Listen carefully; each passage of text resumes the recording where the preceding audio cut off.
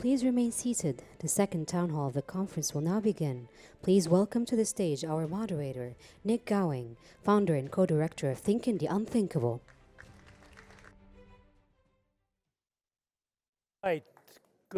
Bonjour à tous et à tous. Alors, jusqu'à maintenant, ça a été facile.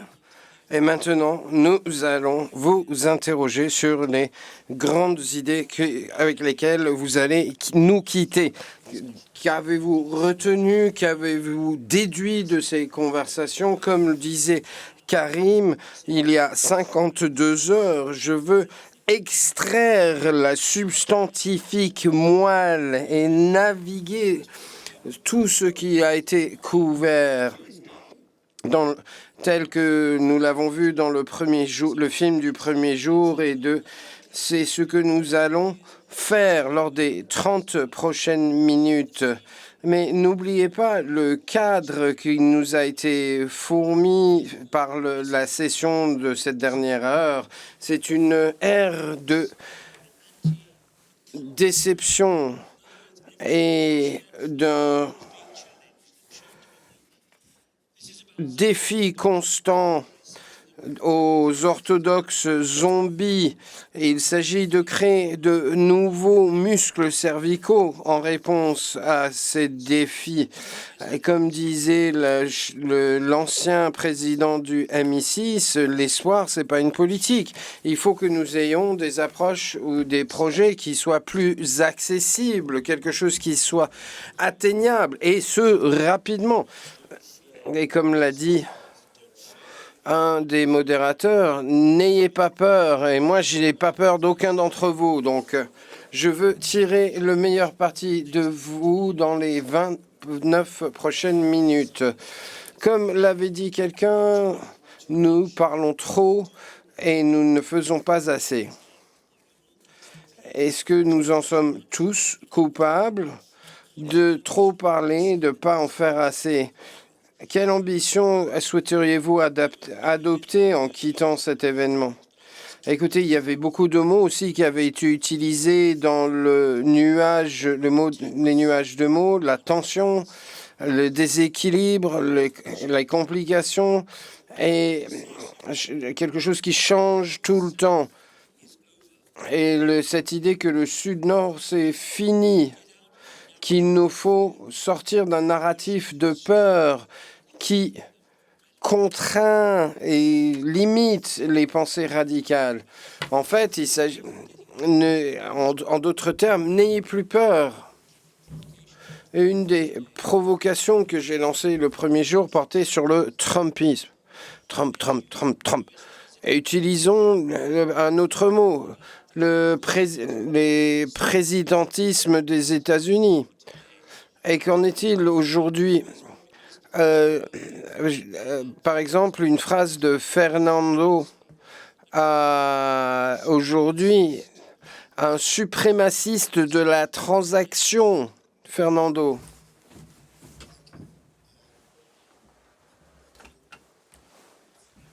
Merci, je ne savais pas que vous alliez me donner le micro. Alors, je pense que la meilleure chose pour être bref serait d'écrire une petite réponse. Et ma réponse est celle-ci. Les États-Unis ne se tournent pas vers l'isolationnisme parce que l'économie mondiale fait partie de l'économie des États-Unis. Au lieu de se retirer, elle se réengage en créant une incertitude, et ce de manière délibérée. C'est une nouvelle étape de l'exceptionnalisme américain où où les règles sont comme de la confiture dans un pot et la transactionnelle remplace le multilatéralisme.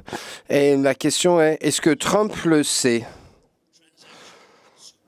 Avez-vous une meilleure phrase que le suprémacisme transactionnel? Oui, mais je serai très brutal parce qu'il y aura beaucoup de gens qui veulent parler. Je serai rapide. Oui, sur ce sujet.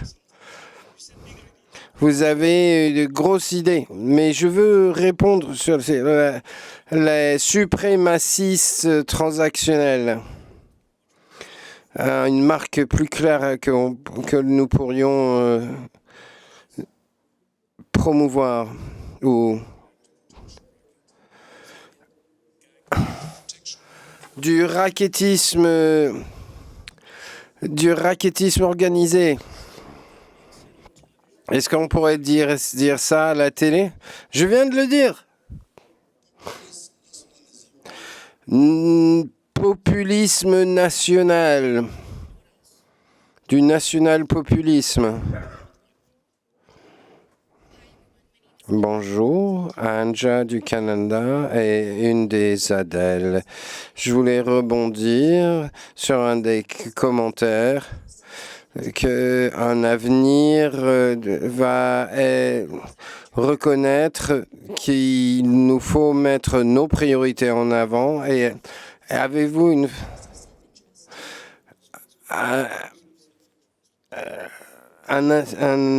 mettre en avant ses intérêts de manière inclusive, hyper transactionnalisme. Pourquoi hyper? Parce qu'il y en a beaucoup. Est-ce qu'on peut le résumer? HU? Hyper unilatéralisme. HU pour hyper unilatéralisme. Si tu veux. Faites ce qu'on vous voulez. Et pour moi, HU, ça fait quelque chose en termes de physique. Et je pense que c'est quelque chose qui explose d'ailleurs. On nous a une main levée derrière. On parlait de réel politique. Et maintenant, on pourrait parler de politique surréelle ou surréal politique. Avant, on parlait de réel politique en l'allemand. Peut-être on est arrivé maintenant à des temps de surreal politique, un mix de anglais et allemand. Le narcissisme politique. Beaucoup de gens ont du mal à épeler narcissique. Mais il faut que ce soit catchy, qu'on puisse s'en rappeler.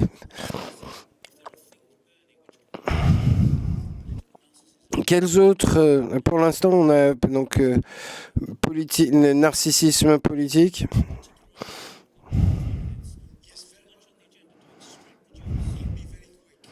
Très rapidement, plus ou moins une réponse à la jeunesse. Il y a beaucoup de confusion, beaucoup de peur, beaucoup de changements. Permettez-moi de vous rassurer. Une étude publiée l'année prochaine à Davos d'emploi basé sur l'intelligence artificielle ne cherche pas quelqu'un qui peut écrire des programmes en Python ou autre langue. Il cherche pour des leaders, des bons communicateurs, des communicateurs, des gens qui peuvent exercer de la pensée critique et d'autres talents que l'université est capable de fournir. Les employeurs cherchent toujours des leaders et vous êtes les meilleurs leaders que nous pourrions espérer. Permettez-moi de vous encourager à penser aussi. Vous cherchez encore des mots? Je dirais du jingoïsme. Du jingoïsme. D'autres personnes, tant que nous sommes sur ce sujet? Concernant le vocabulaire qui a été utilisé pendant ces 3 derniers jours, en ce qui concerne surtout la gouvernance et la confiance et la réforme, je pense qu'il est facile d'utiliser ces mots, mais est-ce que vous comprenez vraiment ce que ça veut dire? C'est facile à dire, ça en jette, mais je vous encourage pendant les prochaines minutes à voir au-delà de l'utilisation première de ces mots. Une main qui s'élève.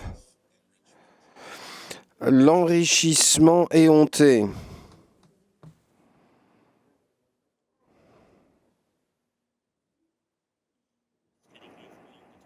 Ah, les mots deviennent de plus en plus longs à écrire. Ça va mal passer sur les sous-titres à la télé. Alors, ces mots de gouvernance, de confiance et de réforme, c'est facile à utiliser, mais qu'est-ce que ça veut dire réellement? Qu'est-ce qu'il faudrait faire de plus pour revenir d'une ère de déception et d'attaque des pouvoirs établis? Écoutez, je pense que le défi le plus important, c'est les deux poids, un poids, deux mesures. Nous avions eu un panel sur les interférences de la Chine et de la Russie dans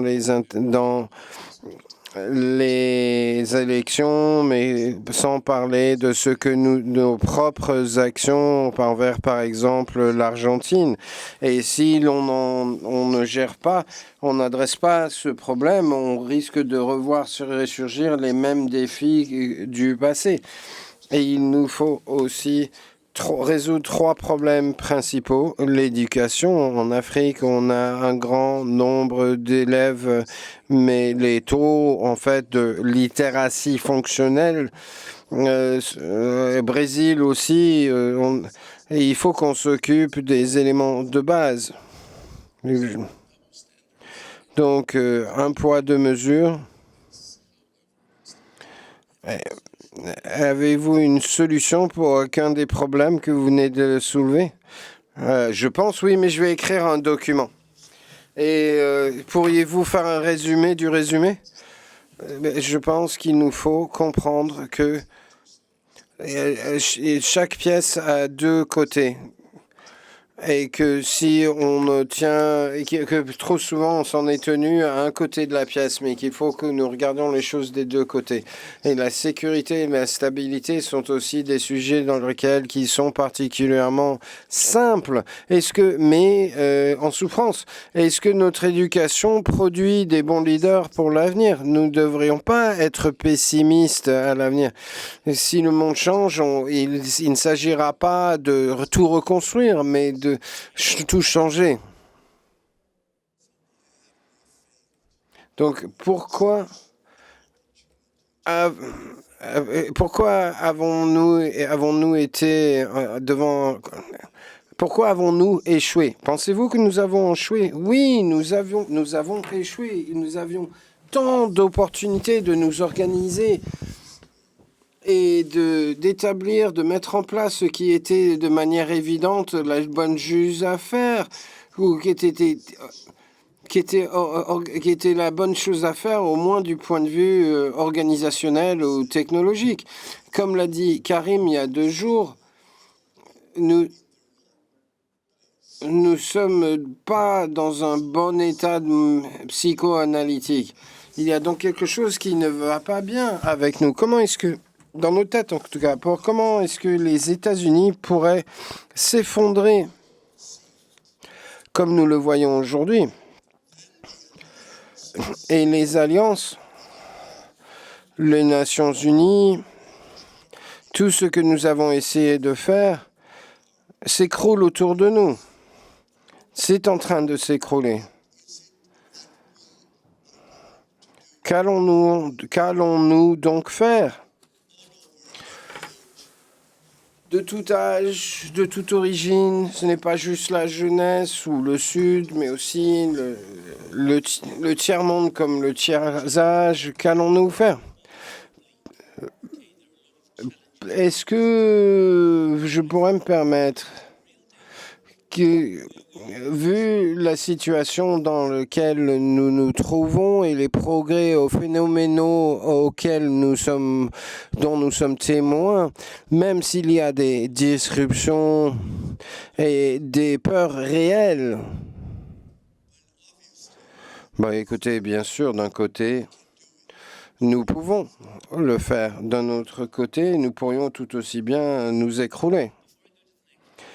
Avant de passer à la prochaine personne, revenir à cette définition de l'enrichissement éhonté.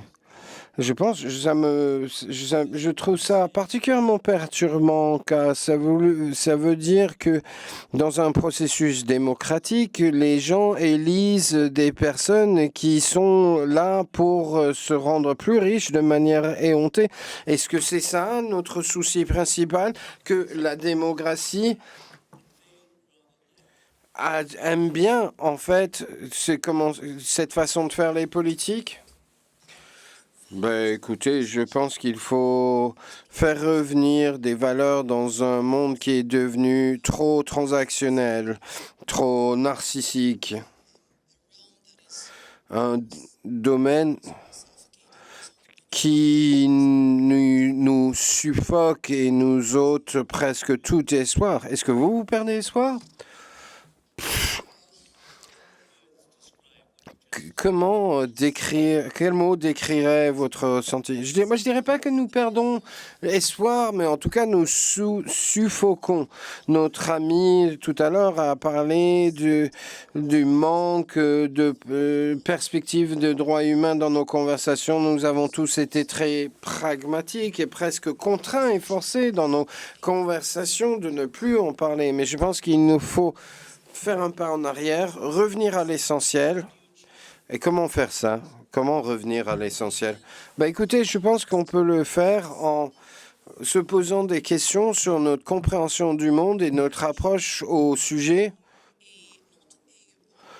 d'un point de vue non concentré sur les solutions, mais contemplatif, réflectif, voire une approche plus philosophique et plus humaine.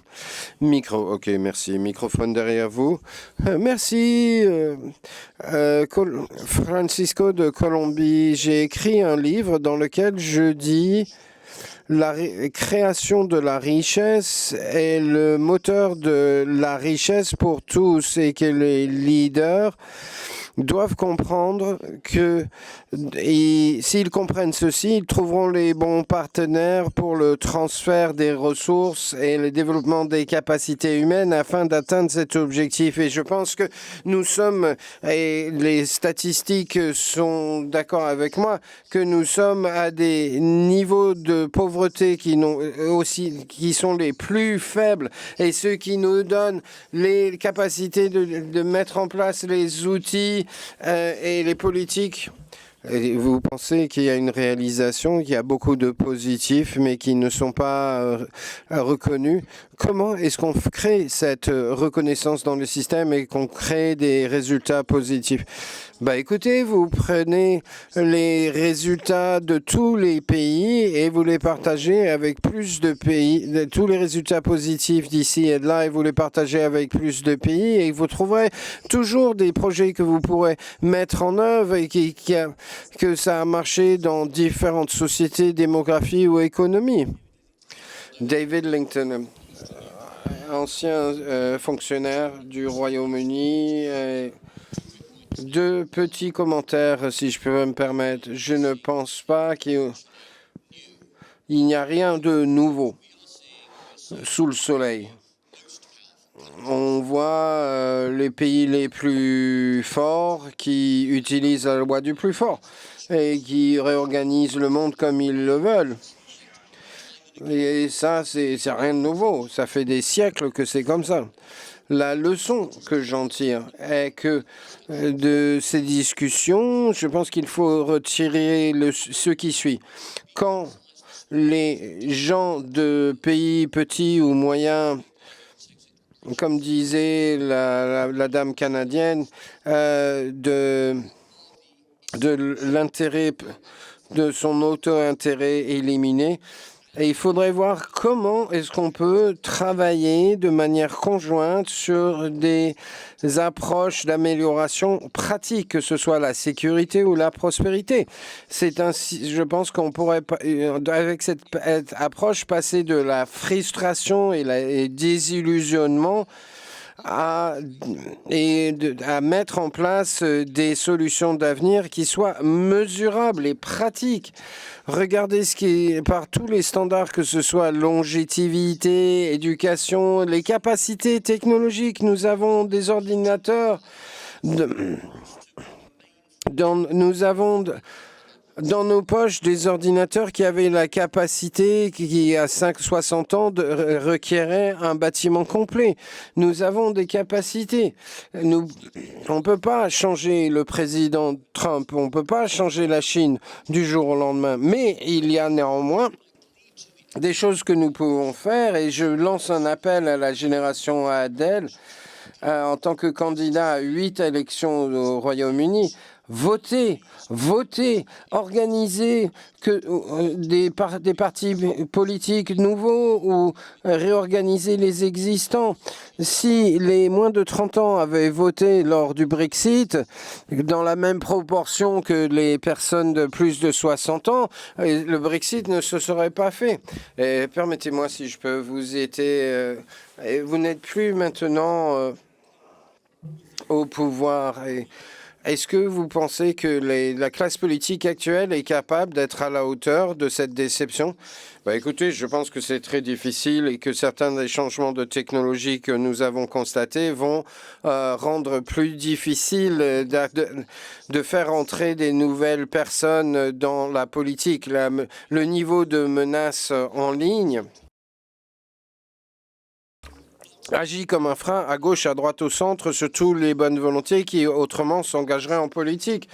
Mais encore une fois, c'est demeure la moins pire des options pour avoir des gouvernements qui rendent des comptes et dont on peut se débarrasser s'ils échouent. Mais les systèmes politiques doivent être plus responsifs et doivent évoluer. Écoutez, je suis très d'accord avec ce que disait David. C'est rien de nouveau, l'intérêt et la loi du plus fort. Ce sont des concepts très anciens, et je me suis d'accord avec ce que disait mon collègue Adel. Oui, nous n'avons jamais vu une prospérité comme celle que nous avons aujourd'hui. Même s'il y a un bémol, c'est que c'est en train de baisser couramment en ce moment. Mais pourquoi avons-nous tant de défis? Mais c'est parce qu'il y a énormément d'inégalités, non seulement entre les pays, mais au sein même des nations. Et en particulier pour ces pays qui ont la force, et ce ne sont pas ces pays-là qui font le Nouveau Sud. Si l'on parle du Nouveau Sud, le mot qui est revenu le plus souvent, c'était la justice et le changement. Et c'est ça qui, pour moi, décrit le mieux le Nouveau Sud, qu'il y a de nombreux pays dans cette salle qui ont participé au système mondial, mais qui n'en ont pas bénéficier de manière équitable ni proportionnelle. Et des pays qui ont vu que le système ne leur a pas bénéficié de manière équitable et essayent de trouver des solutions à cette injustice, et que beaucoup des problèmes auxquels nous sommes confrontés, malgré le fait, par exemple, que nous avons la capacité technique de nourrir tout le monde sur cette planète, on a toujours des crises de faim. Maintenant, au niveau national, je pense qu'il faut une réforme des votes. Écoutez, il nous reste 2 minutes. On parle de multilatéralisme. Ou on parlait de minilatéralisme, cette fragmentation. Est-ce qu'il y a d'autres grandes idées que quelqu'un voudrait promouvoir, mais aussi concernant sur la polarité et une sauvagerie technologique? Stephanie Milet, je voulais signer 3 sujets qui ont été soulignés par nos young leaders, que effectivement vous allez hériter du risque, et je pense que les générations plus âgées doivent vous écouter. Vous pensez qu'elles veulent le faire? Écoutez, je suis un parent d'un ado, donc je pense qu'il y a une volonté, car je me rends compte de ce à quoi il doit faire face, les médias sociaux, Le manque d'intégration, le fait que les enfants se parlent les uns aux autres à travers un téléphone plutôt qu'en face à face, un manque de connexion humaine. Et vous et moi, nous allons commencer à travailler dessus. Mais je pense qu'il y a un rôle pour les personnes plus âgées. Pour notre collègue de Colombie, oui, nous avons fait énormément de progrès. Il faut le célébrer et s'en souvenir. Mais qu'il y a un manque d'opportunités, car je pense que sans espoir, rien ne compte. Le fait que nous soyons arrivés à un tel point de développement, ça ne sert à rien si les jeunes leaders pensent qu'il n'y a rien auquel ils ou elles puissent aspirer. Donc je pense qu'il est important de retenir ce point aussi. Alors, 3, 4, 5, 6 questions. 45 secondes. Pour moi, le gros défi est le déficit, le chasme entre les intentions et la réalisation. Il faut donc de l'agilité et de l'efficacité. Et la redevabilité. Est-ce que vous pensez que les hommes politiques ou les femmes politiques peuvent faire preuve d'agilité? Oui, je pense. Avec des boîtes à sable réglementaires et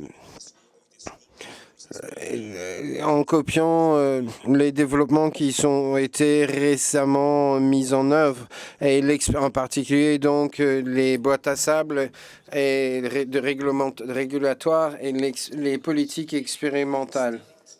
Ah, quelqu'un m'a volé mon micro, mais je l'ai retrouvé. Non, j'ai volé le micro, mais je le rendrai. Écoutez, j'apprécie beaucoup le défi qui a été à cette cohorte, comment créer une région. Et moi, j'ai trouvé ça particulièrement intéressant parce que je viens du Moyen-Orient, la région la moins intégrée. Je pense que ce qui nous manque dans ce processus de régionalisation, il nous manque un acteur phénoménal. Est-ce qu'il y a des maires ou des mairesses de villes ou du niveau des villes? Je pense que l'année prochaine, il faudrait incorporer plus de maires, car à mon sens, c'est le lien manquant entre la conception de politique et la société civile. Faites passer le micro devant, s'il vous plaît.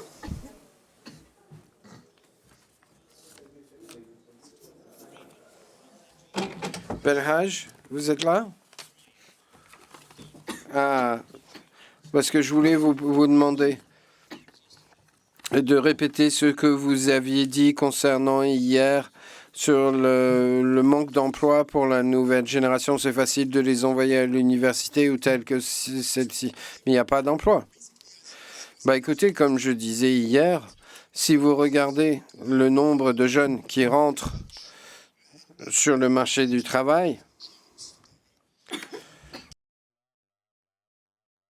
clairement, les économies de nos pays ne sauraient absorber cette vague. Et si vous rajoutez à ces conflits, à ce défi, la dimension intelligence artificielle, la question se pose. Où allons-nous? Et il y a deux niveaux. Il y a les pays développés au nord, comme on dit, et comme nous le disions hier, la classe moyenne va prendre un coup. Mais dans le nouveau sud, la classe moyenne a une dynamique complètement différente, n'a pas les mêmes capacités, la même autonomie. Est-ce qu'on peut laisser là? Il ne nous reste plus que 2 minutes. Merci. Merci. Je pense que s'il y a un mot que je pense n'a pas suffisamment été mentionné, c'est la sécurisation. On a parlé de commerce, de climat, mais je pense qu'il faut rajouter des éléments de sécurisation à toutes ces conversations géopolitiques. Merci beaucoup. Allez-y. Que seraient les Atlantic Dialogue sans un peu de provocation? Moi, je cherche la grosse provocation. Ma grosse provocation, c'est l'affaiblissement de la spiritualité.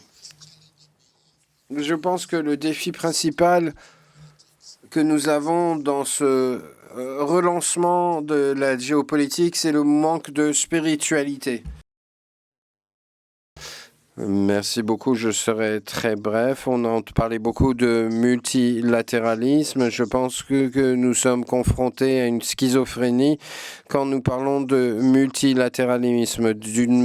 D'un côté, on dit qu'il est toujours vivant. D'un autre côté, nous disons qu'il faut en faire la réforme, qui est dans un monde fragmenté et divisé. Mais vous pensez que c'est toujours en vivre ? Je pense que oui, mais il faudra du temps. Une autre observation, la régionalisation ne fonctionnera pas. L'Union européenne n'a pas été à la hauteur des défis de l'Ukraine. L'ASEAN n'a pas résolu le problème de Myanmar. La régionalisation, je pense, ne fonctionnera pas.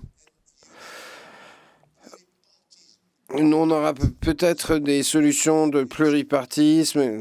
Merci, monsieur l'ambassadeur. Madame derrière. Bonjour.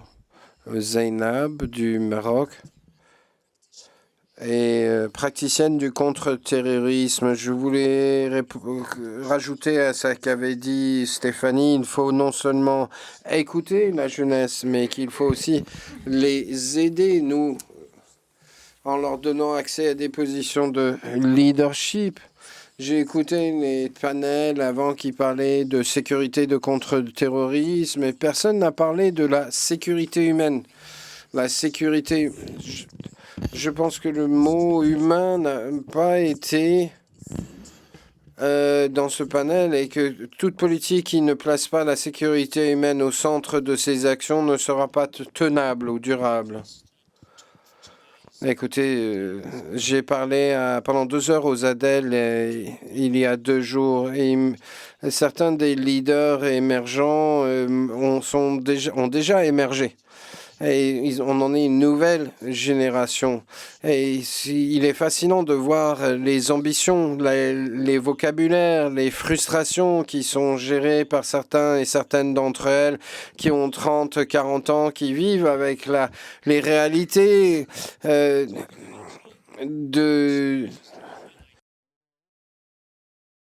d'une vie, les crises des de vie. La question est donc de comment aller de l'avant. Mais en tout cas, merci de votre franchise, merci de votre capacité à être constructif face à ma provocation et une petite vidéo récapitulative de ce que nous avons fait pour les 2 derniers jours.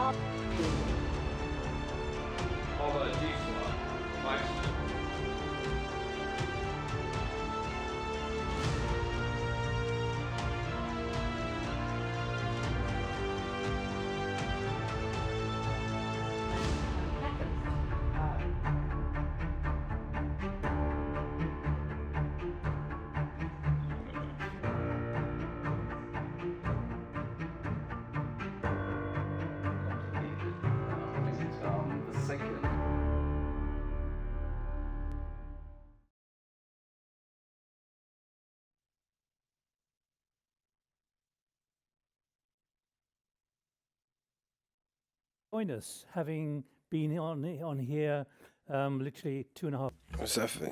Karim êtes-vous là? Vous étiez là parmi nous il y a 2-3 jours. Vous êtes encore là, non? Oui. Alors, vous avez survécu, vous êtes toujours là. C'était intense, n'est-ce pas?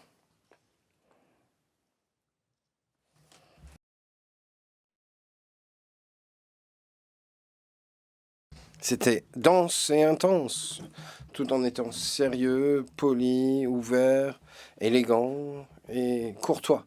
Je tiens donc à vous féliciter tous les uns les autres. Je suis très fier de cet esprit de vivre ensemble. Je dirais pas que c'était une symphonie pour l'instant, mais une chorégraphie. Donc félicitations à vous tous et vous toutes.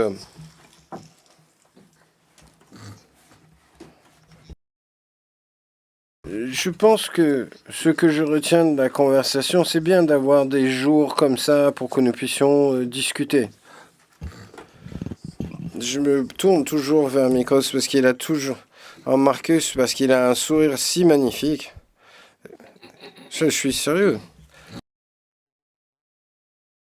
Un sourire magnifique, j'ai l'impression de vouloir vous donner un câlin. Merci à tous mes collègues aussi, au Policy Center for the New South, les volontaires, les interprètes, les gens qui ont fait le café, la nourriture, la presse, toutes celles et ceux qui ont contribué, sans qui rien n'aurait été possible. Même les musiciens. Les chauffeurs, c'est toute une série toute une marée humaine qu'il nous faut remercier. C'est complexe, bien sûr, de mettre en place des opérations basées sur les personnes. Et bien sûr, les politiques publiques elles-mêmes sont complexes et beaucoup échouent car on en sous-estime la complexité.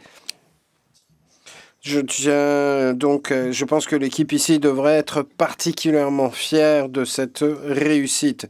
Merci aussi à tous les experts et les expertes qui sont un petit peu plus vieux que l'équipe à plein temps, mais qui sont toujours très dynamiques. Je vois beaucoup d'entre vous qui sont toujours parmi nous. Et c'est grâce à vous aussi que nous avons pu organiser un tel événement.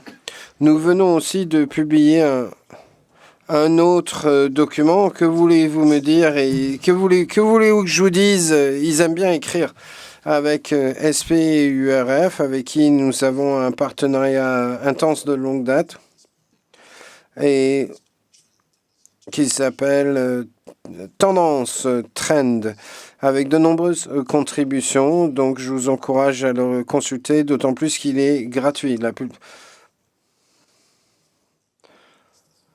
Et il y a quelques bouquins qui sont gratuits, la plupart sont payants. Que vous dire d'autre?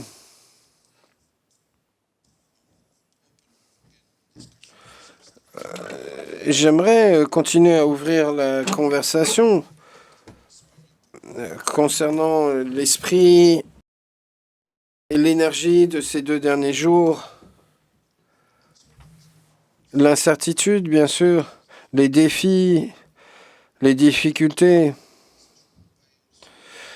Mais j'ai aussi été frappé de l'énergie et de la volonté qui existe de discuter, de coopérer, d'interagir, et de cet appétit immense pour le partenariat, pour le faire ensemble.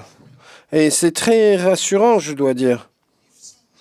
Si certains ou certaines ne veulent plus ou ne veulent pas rentrer des partenaires, je pense qu'on serait mieux organisé. Je dois dire que je serais assez confiant que l'Afrique, le Maroc, seraient heureux d'organiser les choses ensemble.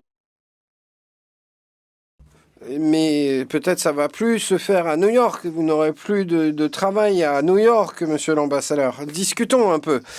Prenons un café. Ça pourrait se faire ailleurs. Je suis sûr que certains que nous serons capables de nous organiser. Il y a suffisamment de matière grise et suffisamment de bras de chemise remontés pour que nous puissions aller de l'avant ensemble, que les think tankers, les universitaires, les institutions, nous avons tous, je pense, toute une responsabilité partagée.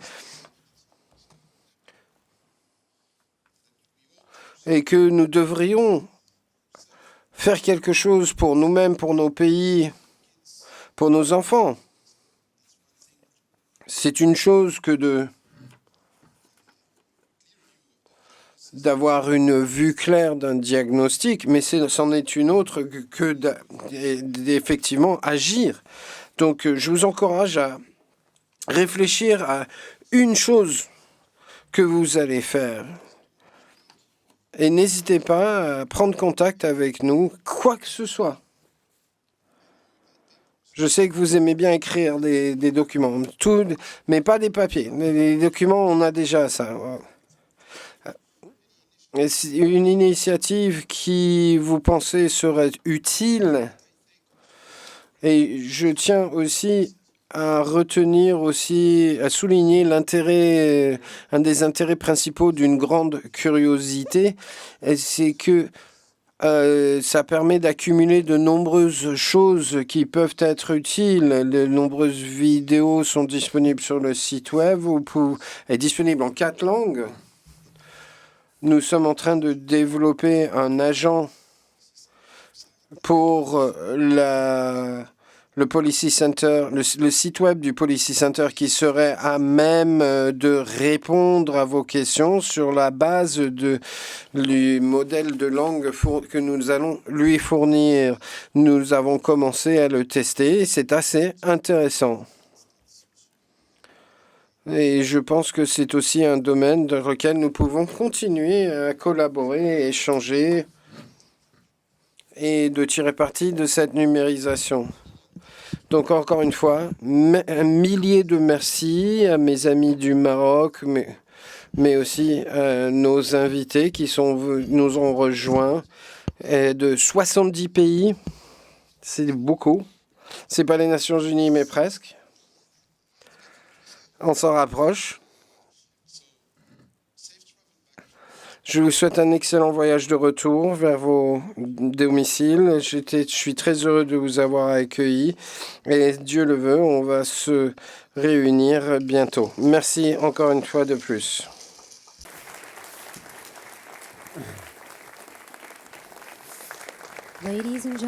Mesdames et messieurs, c'est la conclusion de la séance. C'est fini. Merci de nous avoir rejoints pour cette 14e édition des Atlantic Dialogues. Nous espérons vous revoir l'année prochaine. Si vous avez un collier bleu, un dîner cocktail vous attend. Oui, la journée sur ces 3 derniers jours a été fantastique. Merci Nick, je suis très content de vous entendre le dire.